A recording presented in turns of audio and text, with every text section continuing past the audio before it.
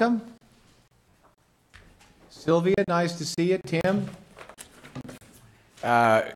It's our Weber County Commission meeting on this, the 12th day of June, 2018. Present is Commissioner Ebert to my left, and I'm Commissioner Harvey. Our invocation today will be a moment of silence, and our Pledge of Allegiance will be led by Jared Anderson. We'll just take just a moment, please.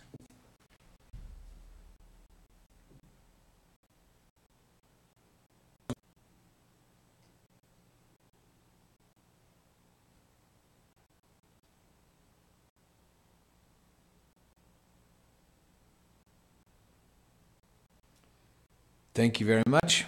Mr. Anderson. Will the audience please arise and repeat the Pledge of Allegiance? I pledge allegiance to the flag of the United States of America and to the republic for which it stands, one nation under God, indivisible, with liberty and justice for all.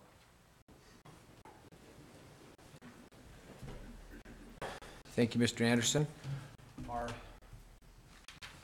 Our thought today is by Cassandra Duffy, and it's simply this.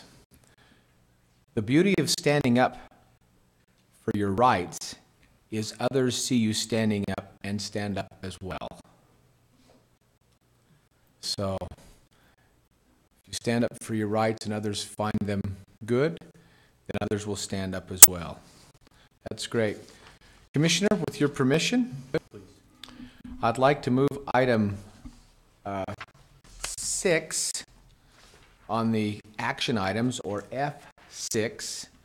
I'd like to move it to right now. Is that okay with you? Yes. That's great. So item number F6, and then we'll come back after that. We'll come back to the consent items. Item number F6 is a discussion and or action of an interim appointment of a county commissioner, Weber County. And it's listed for me as the presenter on this, but I had asked, after Commissioner Gibson had resigned, I'd asked Mr. Crockett, our new chief civil attorney, to give me the definition by state statute on how we as a county should properly handle this. Mr. Crockett, will you take a few minutes and explain what your findings? Sure. I would be happy to. Thank you. The vacancy that was created by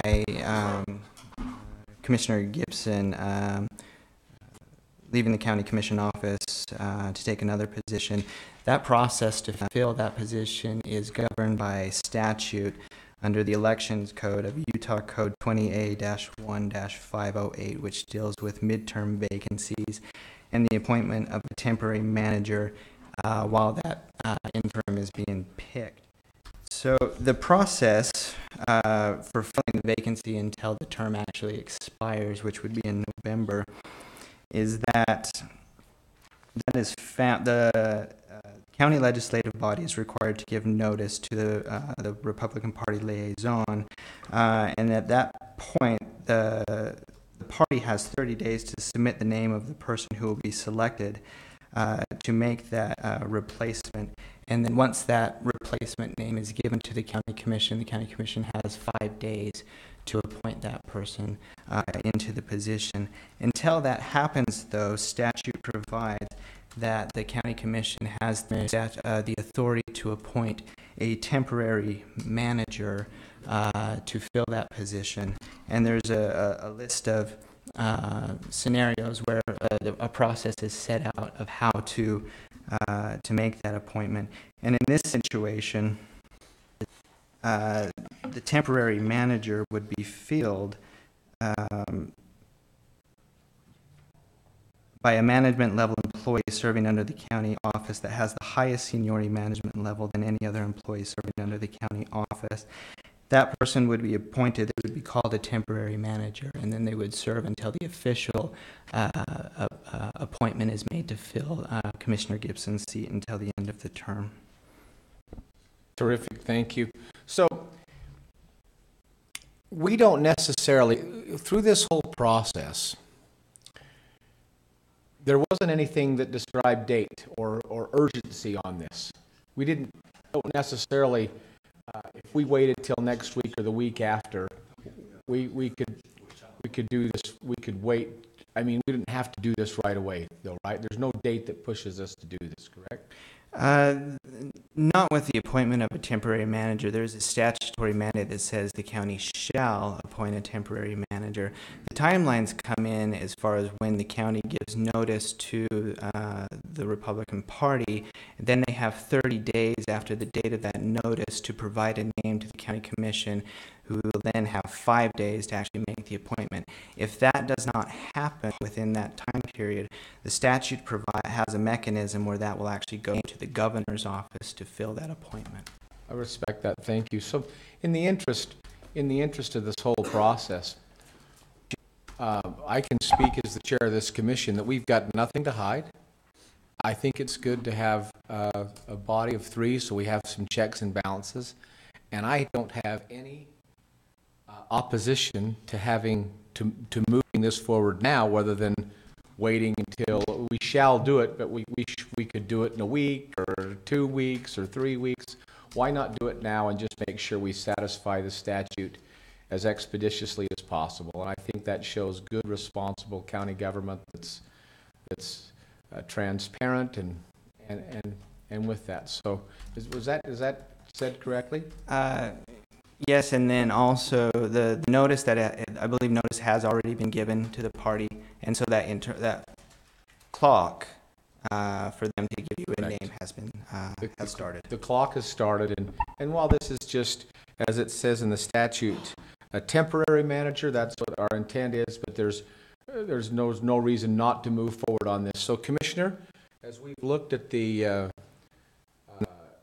employees based on the length of service, but also as long as they've served as our department director, I would make the recommendation that we stay in harmony with state statute, and that we is it appoint? Is that the word? Select? What's the word I want to use? Appoint, select, confirm, validate, entrust. Sorry, I'm running out of synonyms. I believe appointment would be fine to use. The person who's appointed as a temporary manager won't take the oath of office, but under statute, the person who fills that position will hold the power and duties of county office until an actual appointment is made. So I'd say appoint a temporary manager. Heavy. So based on the criteria, we have, just in all fairness and openness, we have 2 managers that were selected under the current structure of the county.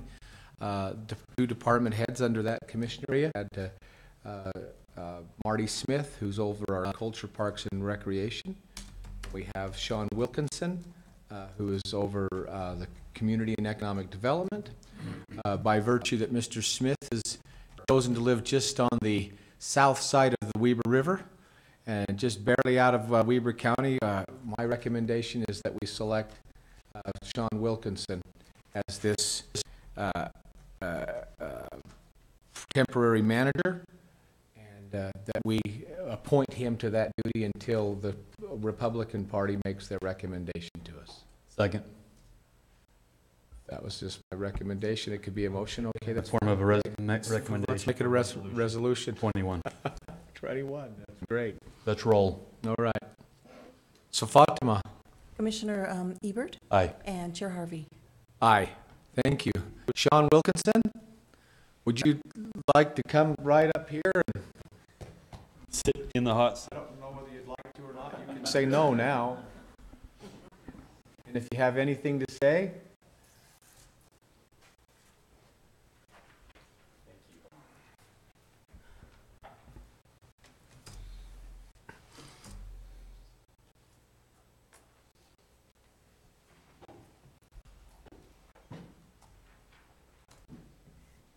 I do have a statement that I would like to read. I'm honored that Commissioners Ebert and Harvey have given me the opportunity to fill this role during the process of selecting a new commissioner. It has been my privilege to work at Weber County for almost 13 years, currently as Director of the Community and Economic Development Department. My time with the county has taught me the importance of being open, honest, and courteous with the citizens we serve. These are qualities I share with my fellow commissioners and will bring with me no matter where I serve in Weber County. Thank you. Thank you. Thank you. Okay then, Commissioners, let's move back to our consent items. We'll go over that. That's item E on your agenda. Item number 1 is a request for approval of warrants 1461 to 1463 and 428, 952 to 429, 156 in the amount of $647,154.00. Item number 2 is a request for approval of purchase orders in the amount of $102,264.42. Item 3 is a request for approval of the minutes for the meeting held on June 5th, 2018. Item 4 is a request for approval of new business licenses. Item 5 is a request for approval of a retirement agreement by and between Weber County and Wendy Reese. She was at our Utah State University, or the USU extension. Item number 6 is a request for approval of an elective service benefit agreement by and between Weber County and Kerry Gibson. Mr. Hatch. This week we had 21 purchase orders that we issued for $102,000. A third of that amount, or $33,000, will go to the health department for health vaccines. 29%, or $30,000, is for the sheriff's office, and that will purchase body armor. 25%, or $26,000, is for the library, and that's for software, painting, shelving, landscaping, and pest control. As far as checks, we issued 208 checks this week for $647,000. 1/3 of that amount, or $215,000, is for the library construction at the North Branch. 14%, or $89,000, is for the jail. That was primarily food and utilities. 12%, or $81,000, is for the fleet to purchase trucks, and 9%, or $61,000, was for the library, and that was primarily books and materials. Terrific. Commissioners, any questions? No questions. No questions. No questions. Great, I'll entertain a motion. Move that we approve the consent items as read. Second. We have a motion and a second. All in favor? Aye. Aye, those consent items pass. Thank you. We'll move on to item F on our agenda, which are action items. Presentation that we're going to actually hold item number 1 for another week. Item number 2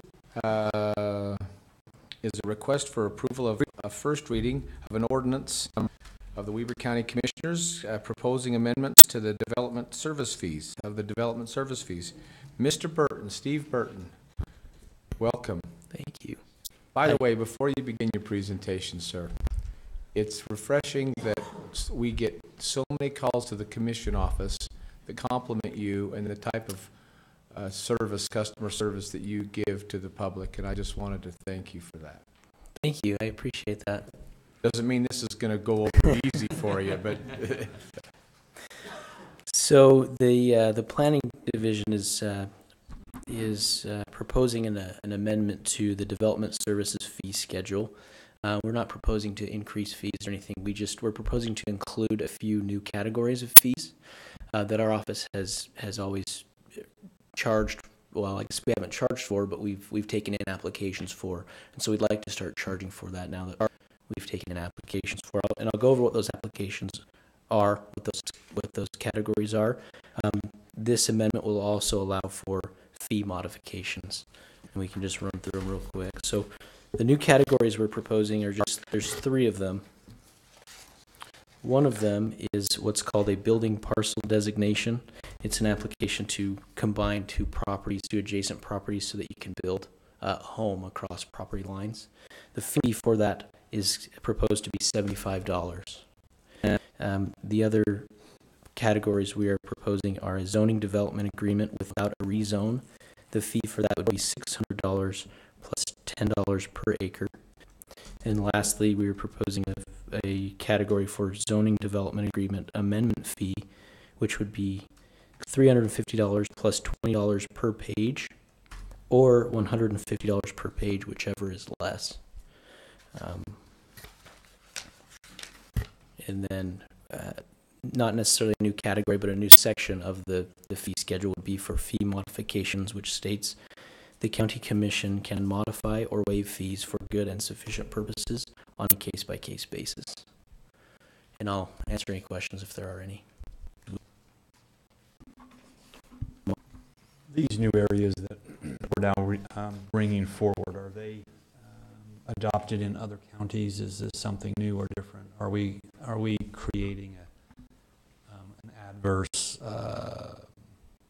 environment for construction or development in Weber County as opposed to Davis or Box Elder? Does that make sense to you? Yeah, it does, yeah. These aren't new fees. They're fees that other counties have, other cities have.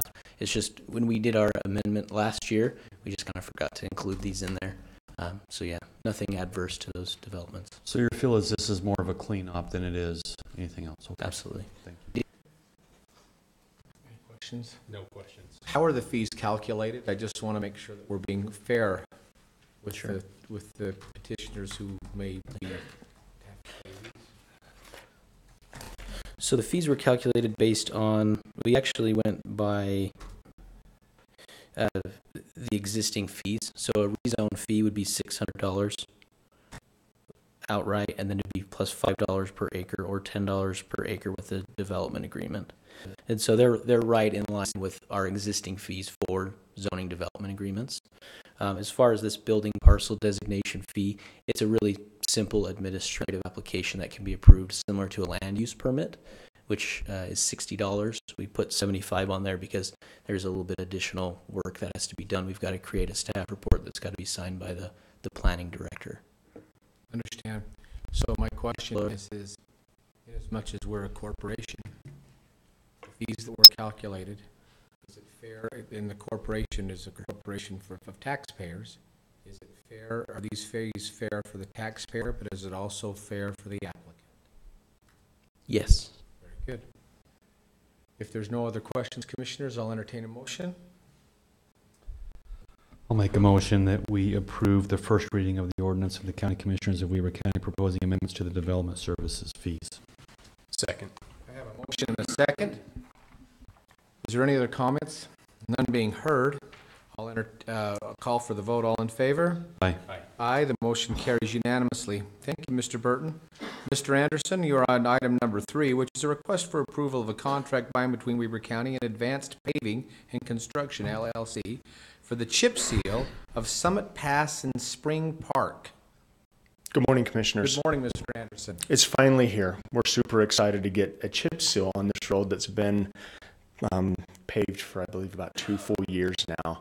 There's been, with the short seasons, with the contract negotiations, it was tough to get it finalized last year, but this year we finally got it finalized, went through procurement. Advanced Paving does a very good job, and we're excited to get that work done. Looks like about July sometime we'll be able to get that completed. Very good. This just helps maintain what we already have and keep integrity on the road. Yes, prolongs the life of the asphalt. Great. Yep. Thank you. Commissioners, any comments? I know we went through a procurement process for this, and Advanced Paving won that bid, so everything has been done appropriately. We have a lot of good pavers in this area, and they've done work for the county before, and I've been satisfied with the work I've seen them do, based on what I know. Commissioner Ebert, any comments? No. Then I'll entertain a motion. I'll make a motion we approve the contract by and between Weber County Advanced Paving and Construction, LLC for chip and seal. Second. A motion and a second. With no more discussion, I'll call for the vote. All in favor? Aye. Aye. Motion carries. Thank you. Thank you. Mr. Erickson, your item number 4, which is a request for approval of a settlement agreement and a mutual lease in Second District Case Number 170906182, the Uinta Highlands Improvement District versus Weber County. And go ahead, Cortland Erickson. Yes, thank you, Commissioners. I'll briefly summarize the background of this case. The county did a construction project, as you know, on Skyline Drive over the last couple of years. And Wardell Brothers Construction was the contractor that oversaw or did the work for the county on that project. One of the provisions of the contract between the county and Wardell Brothers said that Wardell Brothers would dispose of the material that it excavated, and it would be responsible for that disposal. Wardell Brothers entered into a separate agreement with a property owner in the area, Jonathan Ford, in which Mr. Ford authorized Wardell Brothers to dump dirt on his property. Wardell Brothers did that. The Uinta Highlands Improvement District has a water line that runs under Mr. Ford's property, and it alleged later in a lawsuit that by the act of dumping the dirt on the top of that water line on the ground, it had its access restricted, and also it was concerned that that extra dirt on top of the water line threatened the structural integrity of the water line, might damage it. So the Uinta Highlands Improvement District filed a lawsuit naming the county, Wardell Brothers, and Jonathan Ford as defendants, essentially asking that the dirt be removed and that the water line be protected.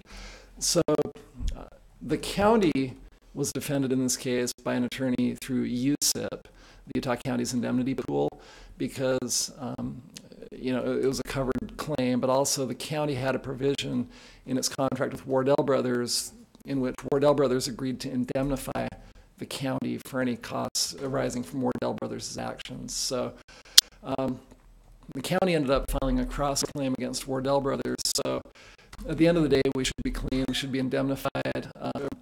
It wasn't our fault in any way, but the parties were able to work out a settlement under which the county has no financial liability in this case. The other parties, Ford and Wardell Brothers, are taking care of the situation with the water line, which is actually going to be rerouted. They're taking care of the costs and the work with that. The county is going to be able to review the plans and make sure they look okay, because it's going to involve an easement right along the roadway. But in the end, the county is free of liability. The other parties are taking care of the damage that was alleged to have been done. And it seems to be a good situation, a good outcome for everybody. So Thank we'd you. propose that. Commissioners, before you have any comments, I am going to recuse myself from this vote as Jonathan Ford is my dentist. So I don't, it would be just easier for me to. So, but I listened to your comments. Well, I know that this has been a long process. The county probably would have settled a little earlier, but there were other defendants and other components of this particular situation. So I'm happy we've come to a resolution that I think moves it forward and resolves the issue. Agreed. Great, then I'll entertain a motion. I'll make a motion that we approve the settlement agreement and mutual release in Second District Court Case 170906182, Uinta Highlands Improvement District versus Weber County. And I will second We that. have a motion and a second. All in favor? Aye. Abstain. Thank you. Item number 5 is a discussion and or action on the Stall of Fame. This is a stall that commissioners usually have, and one has been not occupied. I decided not to use my stall, but I want to have Ricky Hatch on this one. If you'll take over and make a couple of comments here, Ricky, you can even make the announcement. How about that? It can't be you. Before we get going, it can't be the Ricky Hatches. Okay, let me think. Hold it, but we can just be, I don't think it requires any action, but we can. It's okay. Okay, well, for the Stall of Fame, I would like to present to you Miss Glenna Rollins for her tremendous work that she has done over the years at our county in our office. This is a surprise to her. We snuck her down here midstream, and she doesn't know why, but being Glenna, she gladly obeyed and maybe issued a couple of epithets on the way down. It's a new term for a Texas vernacular. It's okay. Yes, yeah. Glenna has done a fantastic job with our tax sale. You've seen the results of that just recently. Just a tremendous worker, but that's only part of her job. She handles property tax appeals. She helps with the front counter. which involves a tremendous amount of work and a wide variety of experience and skill. One of the hardest things is dealing with property tax appeals, because you're dealing with customers that aren't happy, and helping them wade through an understandably bureaucratic process to make sure that everything is done according to statute. But she does a great job taking care of them. She's also a lot of fun in the office. She always jokes that she's about ready to say something that's going to get us sued, but she doesn't do that. She controls herself quite well most of the time. And one final story. She actually came and worked at the front counter part-time for a while, and then had to seek full-time work, and we didn't have a position for full-time available for her. So she asked if we would write a letter of recommendation, which we did. We wrote a good, solid letter of recommendation. A few months later, we had an opening, a full-time opening, and Ms. Rollins did apply, and along with her resume and application, she provided a fantastic letter of recommendation, and we couldn't say no at that part with such a great recommendation. So we are thrilled to have Glenna be part of be able to take advantage of the Stall of Fame, and it's quite timely as her knee is a little bit wimpy right now. And we're just really glad we have her, just another team member, part of our great team in the Clerk Auditor's Office. So, commissioners, just if there's no disagreement here, I think it'd be appropriate. Any comments by either of the two of you?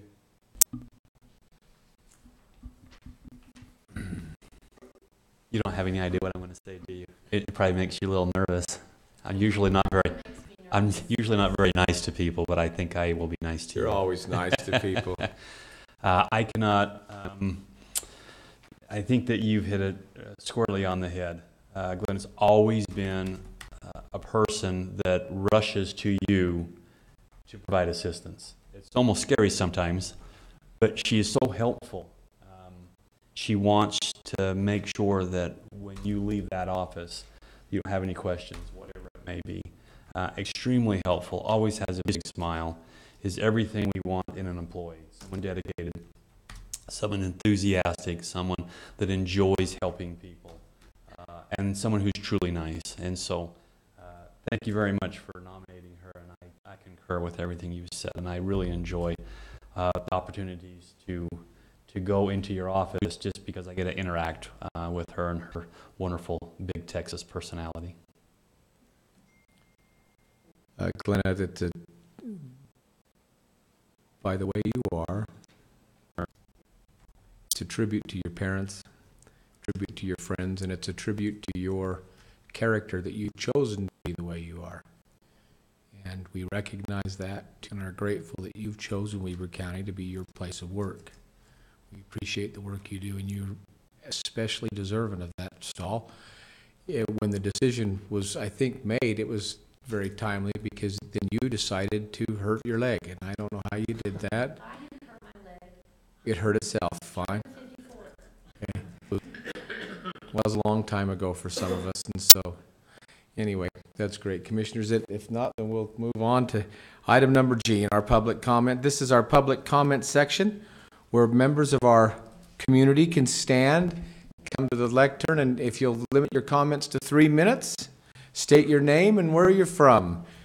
And Jim Johnston, great to see you again. Well, like I say at my age, it's great to be seen as opposed to being viewed. Our view from this angle is rather fine. It's Oh, thank you. We have 11 viewers on YouTube right now. This goes back to a previous commission meeting that I expressed my concerns about the contract, the request for proposal for the intergenerational poverty effort, and that how the knowledge of this proposal was posted only on the state website that is a little tough to get through, and the fact that of the social service agencies that I am intimately attached to the Salvation Army and the YCC. I don't know what that was. And then knowing of the cottage as a whole, it kind of amazes me of why those people were not notified of this RFP, that we could have formed a group locally among the social service agencies to perform this service without bringing in a outside contractor who, in the previous discussions, it came out that they don't even have expertise in this, and they would be developing expertise in this so they could go out and offer their services in other areas. So the thing is here that I would like to have the knowledge of this group. Your Commissioner Ebert, your assistant, gave me his name but no contact information, and I asked for contact information when I was here before and have received none. Whose name are you after? Pardon? Whose name are you after? Well, who is ever ahead of that committee that was formed to promote this effort?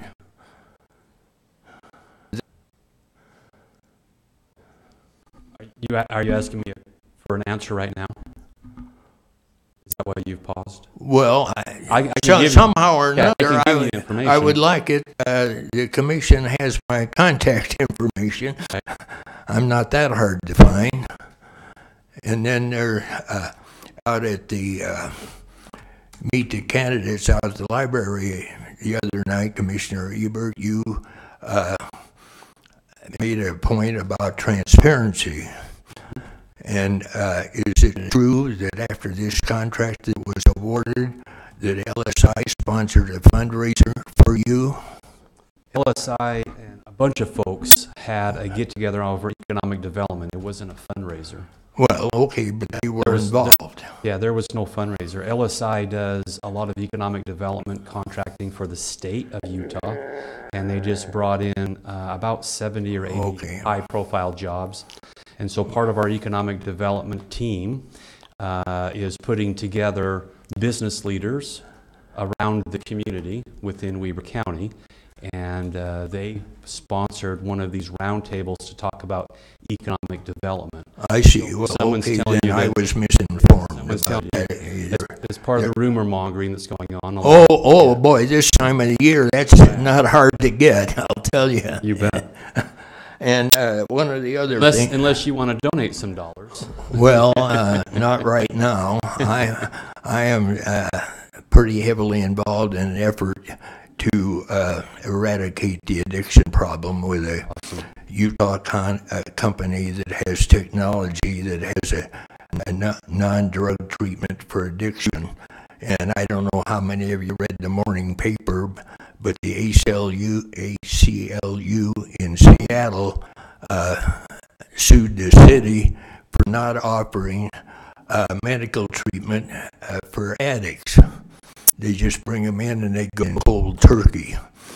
And so the thing is, that's coming down the line, and all they have is methadone and Suboxone, and hopefully our technology will have some effect on the addiction epidemic with a cure, as opposed to methadone and Suboxone are only maintenance, and that's for lifetime. One of the other things I wanted to mention, that the RFP was issued on that state on December 15th and ran till the 26th. So we put the RFP out in the height of the holiday season.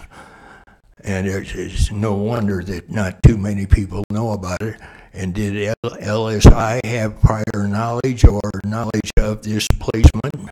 So LSI had been working through Melissa Freegang on the Intergenerational Poverty Initiative for approximately 18 months.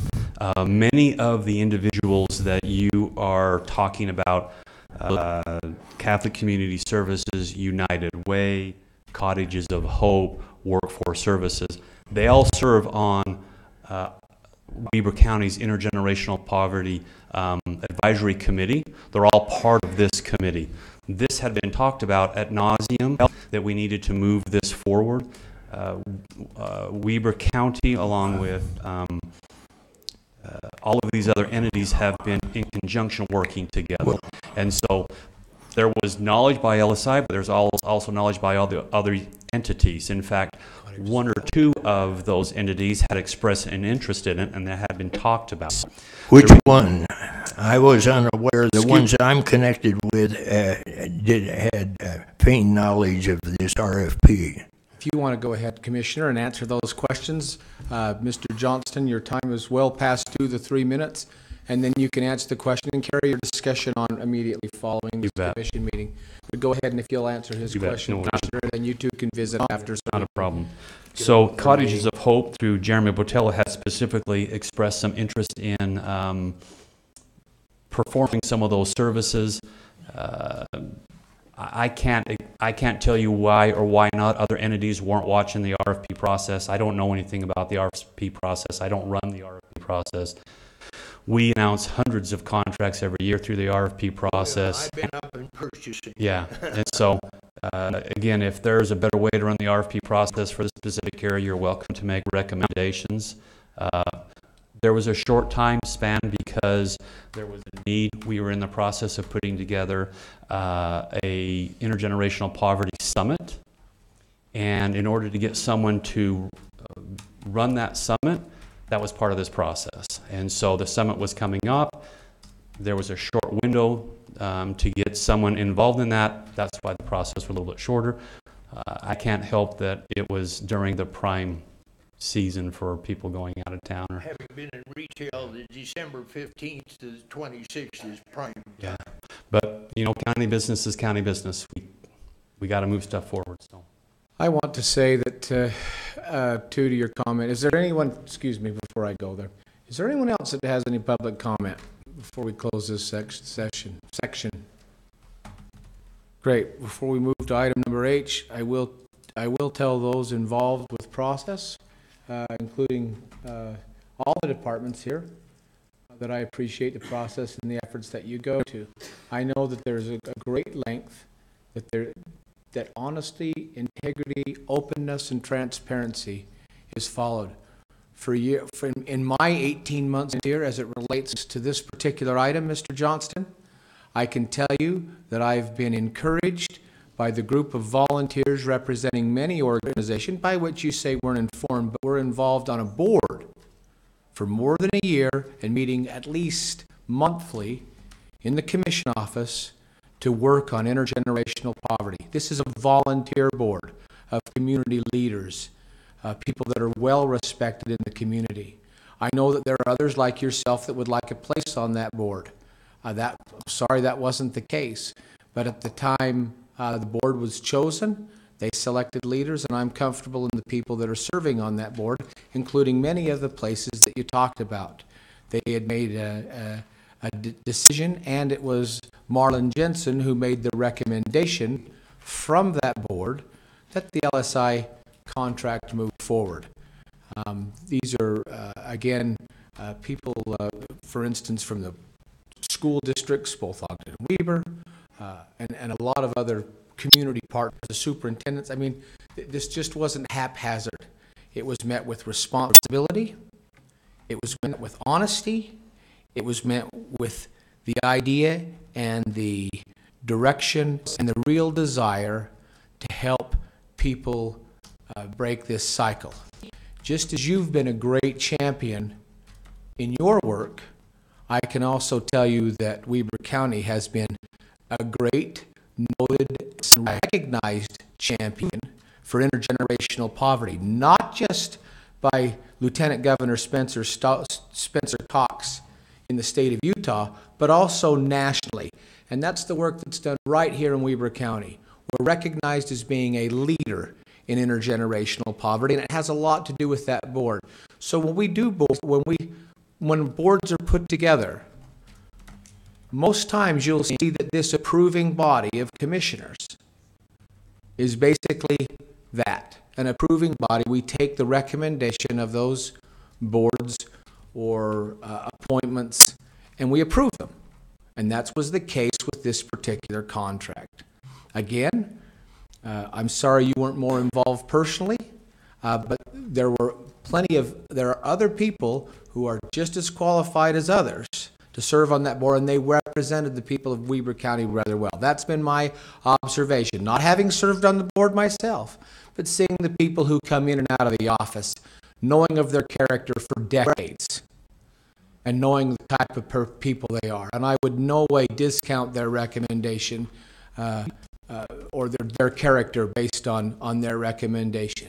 The processes were fair, they were followed through and equitable, and that speaks to everybody in this audience, including every department here in Weber County. They're doing the right thing and trying to do it in a timely manner.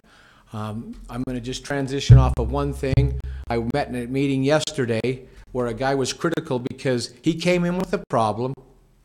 We sent notice to him a day and a half after he came in with the problem. He didn't open his mail for 30 days.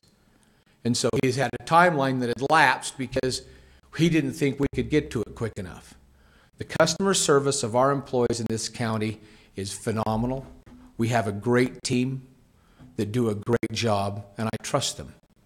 And so to you and anyone else who would come and petition us for whatever manner, I have a great deal of trust and admiration for the people of this county and the workers of this county and how they do their job. And so I wanted to make that statement.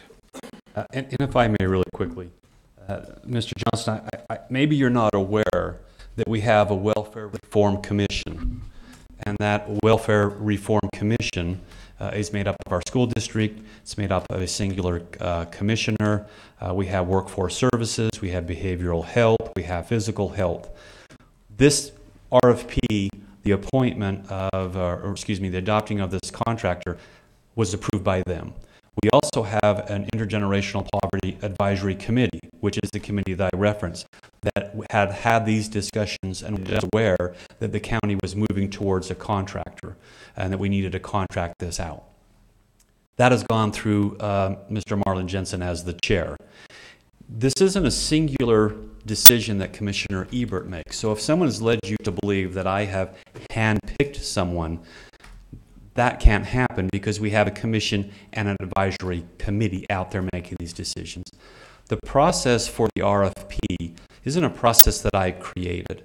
It's a statewide process. It was ran through legal, and then it was ran through our purchasing.